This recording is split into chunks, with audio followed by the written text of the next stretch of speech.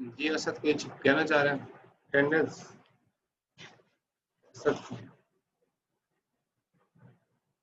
ठीक है आपकी अटेंडेंस मार्क कर दी Asad Abbas, attendance mark present कर दी।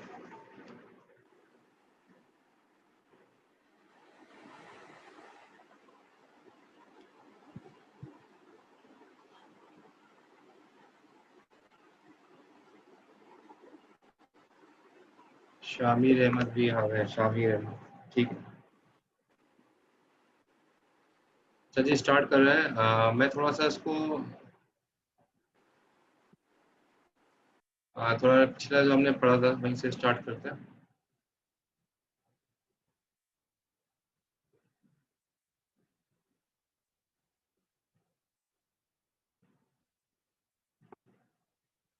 चैट पे आ रहा है मुसलसल, ठीक है। हाँ आपकी प्रेजेंट लग गई सलमान, बार बार नहीं बस अब ये। अच्छा ये अटेंडेंस स्टार्ट कर रहा है।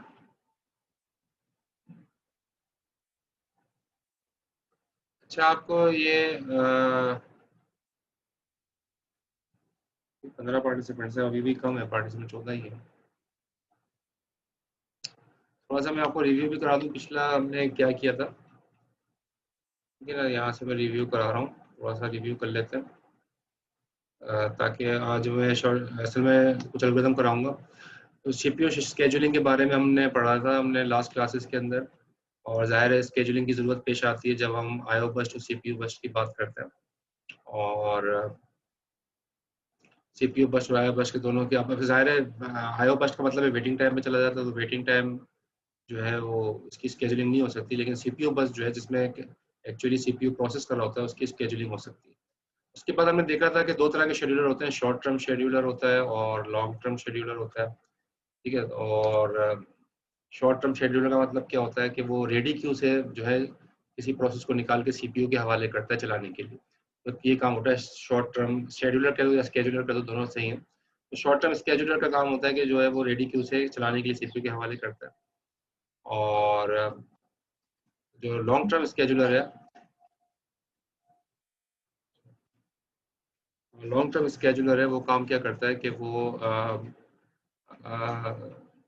जो है वो जॉब क्यू से निकाल के रेडी क्यू में लाते हैं, हमने पढ़ लिया था। फिर डिस्पैचर का काम हमने देखा था, डिस्पैचर जो है वो एक्चुअली शॉर्ट टर्म स्केड्यूलर से कोई भी जॉब लेके उसको हवाले करता है सीपीयू के, ये हमने देख लिया था लास्ट क्लास में। और भी हमने सारी टाइम्स देखे थे कि सीपीयू यूटिलाइजेशन क्या होता है, throughput, run out time, waiting time, response time, ये सारे स्केजुलिंग क्राइटेरियाज हैं। मतलब ये ज़ाहिर है इनके ऊपर स्केजुलिंग होती है कि जब रिस्पांस, मैंने बताया था आपको, रिस्पांस टाइम, वेटिंग टाइम और टर्न अराउंड टाइम ये कम से कम होना चाहिए। जो अच्छा स्केजुलिंग एल्गोरिथम है वो कोशिश यही करता है कि तीनों फैक्टर्स कम हो और सीपीयू की यूटिलाइजेशन और थ्रूपुट बढ़ जाए। ये हमने सारी चीज़ें कर ली थी। इसके बाद हमने जो है हम आ गए थे फर्स्ट कम फर्स्ट सर्व पे। इसके बाद हम आ गए थे फर्स्ट कम फर्स्ट सर्व पे। तो first come first serve algorithm जो है उस पर हमने देखा था ये नॉन प्रीएम्प्टिव होता है। नॉन प्रीएम्प्टिव का मतलब क्या है, उस जॉब को चलते रहना देने देते हैं हम, उससे रिसोर्सेज छीनते नहीं है, सीपीयू उससे वापस नहीं लेते, उससे सीपीयू जो है ना वो सीपीयू जो है हम उसको चलाते रहते हैं, वो होता है नॉन प्रीएम्प्टिव। और अगर हम इसे चलाते चलाते सीपीयू की रिसोर्स उससे छीन लें, वापस ले लें, दूसरे को प्रोसेस को दे दें, तो उसको कहते हैं नॉन प्रीएम्प्टिव, सॉरी उसको कहते हैं प्रीएम्प्टिव, ठीक है। दो तरह के होते हैं, प्रीएम्प्टिव, नॉन प्रीएम्प्टिव। प्रीएम्प्टिव के अंदर हम रिसोर्स वापस ले लेते हैं, नॉन प्रीएम्प्टिव के अंदर हम रिसोर्स वापस नहीं लेते, चलने देते हैं, यानी कि जिस जॉब का जो टाइम हो। फर्स्ट कम फर्स्ट सर्व का जैसे आया था, फर्स्ट कम फर्स्ट सर्व में 3 जॉब्स है, P1, P2, P3। P1 का फर्स्ट टाइम है 24 मिली सेकेंड, फॉर एग्जाम्पल P2 3 है, P3 भी 3 है। तो इसके अंदर जैसे जो जो पहले प्रोसेस है वो पहले चलेगा, P1 पहले चला 24 सेकंड के लिए, ठीक है। तो ये इसका टाइम सबसे ज़्यादा था 24 मिली सेकेंड। तो ये 0 से स्टार्ट हुआ 24 तक ये चला P1। फिर P2 आया, P2 जो है वो 3 मिली सेकेंड चलेगा, 24 27। P3 आया, वो 3 मिली सेकेंड चला 27 से 30। तो 30 पे जाके 30 मिली सेकेंड पे जाके तीनों प्रोसेस जो है वो कंप्लीट हो गए। और अगर हम उसका एवरेज निकालना चाहें तो हम क्या करेंगे कि हम तीनों का एवरेज, यानी कि वेटिंग टाइम, अगर पहले अगर आपको वेटिंग टाइम निकालना है तो वेटिंग टाइम कैसे निकलेगा, ज़ाहिर है P1 ने तो वेट किया नहीं था, P2 ने 24 सेकंड वेट किया क्योंकि P2 आ तो गया था शुरू में ही, लेकिन P1 के बाद आया था। लेकिन लेकिन ये चल नहीं पाया क्योंकि P1 पहले आ चुका था। P2 ने 24 सेकंड तक तकरीबन वेट किया और P3 ने जो है वो तकरीबन जो है वो 27 सेकंड के बाद उसकी बारी आई। आप देखें P3 की 27 सेकंड के बाद बारी आई थी। फिर इन तीनों को हमने ऐड करके डिवाइड बाय 3 कर दिया क्योंकि प्रोसेस 3 ही है। डिवाइड बाय 3 किया था तो हमारा निकल आया था एवरेज वेटिंग टाइम। ये हमने लास्ट क्लास में कर लिया था फर्स्ट कम फर्स्ट सर्व में, जो है ना वो एवरेज वेटिंग टाइम जो है वो हमारा निकला है, ठीक है, इसके अंदर। और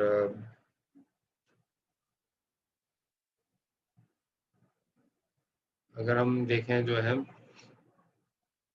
अगले एग्जांपल के ऊपर हम चलते हैं। अगर अच्छा फिर हमने कहा था इसके अंदर ड्रॉबैक क्या है कि बड़ा प्रोसेस चूंकि पहले आ गया उसने टाइम ज़्यादा ले लिया, ठीक है, बड़े प्रोसेस ने टाइम ज़्यादा ले लिया जिसकी वजह से जो है छोटे छोटे प्रोसेस उसके पीछे थे तो उनको उनका वेट करना पड़ा। इस वजह से एवरेज वेटिंग टाइम बढ़ गया क्योंकि छोटे छोटे प्रोसेस ने बड़े प्रोसेस का वेट किया तो एवरेज वेटिंग टाइम बढ़ गया। ये बहुत बड़ा ड्रॉबैक था फर्स्ट कम फर्स्ट सर्व के स्केजुलिंग के अंदर।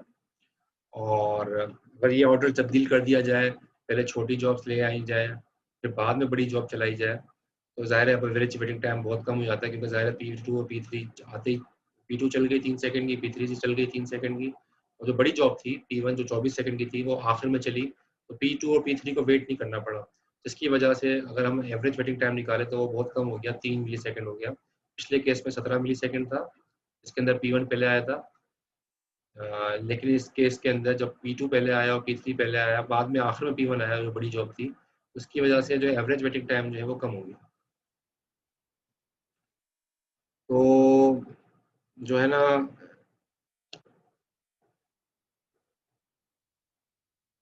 तो ये बात थी, ठीक है। तो इसकी वजह से जो है ना ये हमने सारी चीज़ें हमने देख ली थी लास्ट क्लास में, थोड़ा रिवाइज लिए करो ताकि हम आगे चलेंगे तो चीज़ें जो है ना वो हमारे सामने बिल्कुल क्लियर हो जाए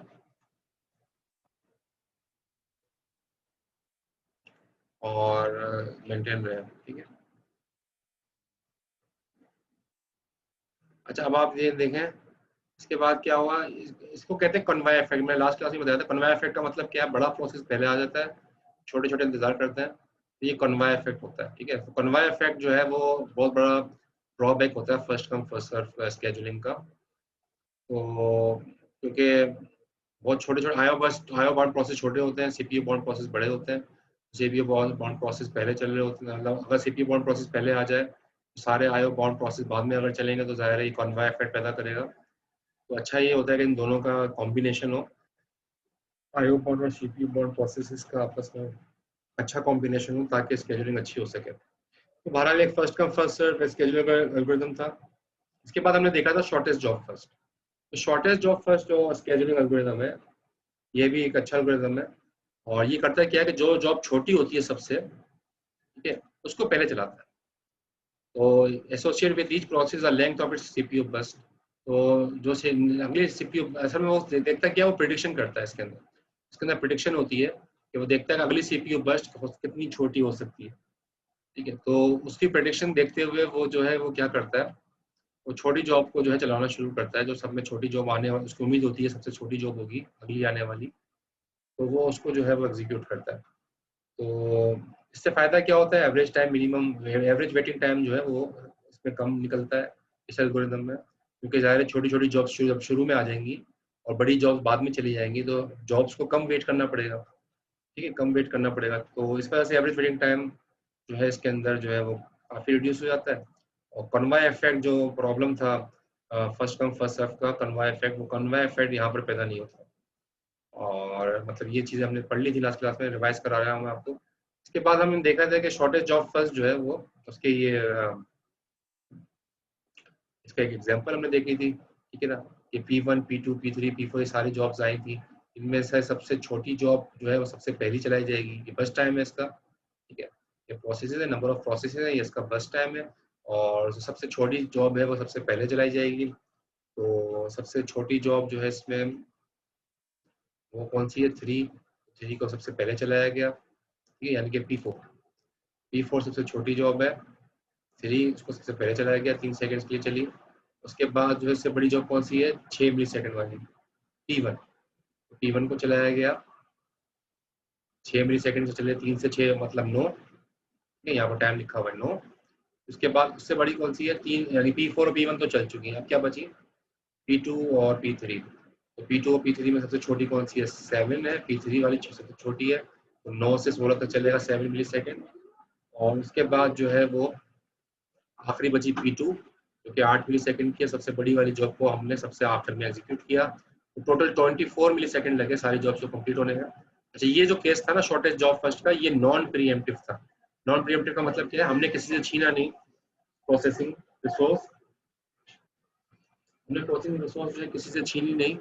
जो पहले प्रोसेस कंप्लीट हुआ, P4 को पहले कंप्लीट होने दिया, P1 को बाद में कंप्लीट होने दिया। हमने ये नहीं करा P4 को चलते चलते रोक के P1 को दे दिया, ऐसे नहीं किया हमने, ठीक है। तो नॉन प्रीएम्प्टिव था ये। नॉन प्रीएम्प्टिव का मतलब क्या है कि हमने किसी से सीपीयू किसी से लिया नहीं, ठीक है, वापस नहीं लिया, बल्कि साथ जो जिसको सीपीयू मिला उसको हमने अलाउ किया कि जब तक वो कंप्लीट ना हो जाए सीपीयू उसको एग्जीक्यूट करता रहे। तो ये था नॉन प्रीएम्प्टिव। फिर हमने इसके नीचे एवरेज वेटिंग टाइम निकाला। P1 ने तो वेट किया नहीं था, पी मतलब इसका ये अगर एवरेज वेटिंग टाइम निकालें तो 3, 16, 9 और 0, यानी कि P1 ने 3 सेकंड वेट किया। P1 ने देखें आप शुरू में 3 सेकंड वेट किया, यहाँ से नजर ले लेगा P1 के राइट साइड पे देखें वेटिंग टाइम, P1 ने 3 सेकंड वेट किया। और फिर उसके बाद जो है वो P2 ने 60, P2 की बारी है, P2 ने राइट साइड पे देखें 16 सेकंड वेट किया। और P3 के राइट साइड पे देखें 9 सेकंड उसने वेट किया। और P4 ने तो हाथ ही चल गया था, उसने 0 सेकंड वेट किया, तो उनको डिवाइड बाय 4 कर दिया तो अब आया 7। तो ये इसका एवरेज वेटिंग टाइम निकल आया था शॉर्टेस्ट जॉब फर्स्ट का। लेकिन ये केस था नॉन प्रीएम्प्टिव का, ठीक है, इसके हमने ये देख लिया था। तो ये आगे हमें चलना है, लेकिन इससे पहले मैंने आपको थोड़ा सा रिवाइज करा दिया पूरा। तो अब ऐसा करते हैं, कुछ ब्रेक ले लेते हैं, ठीक है।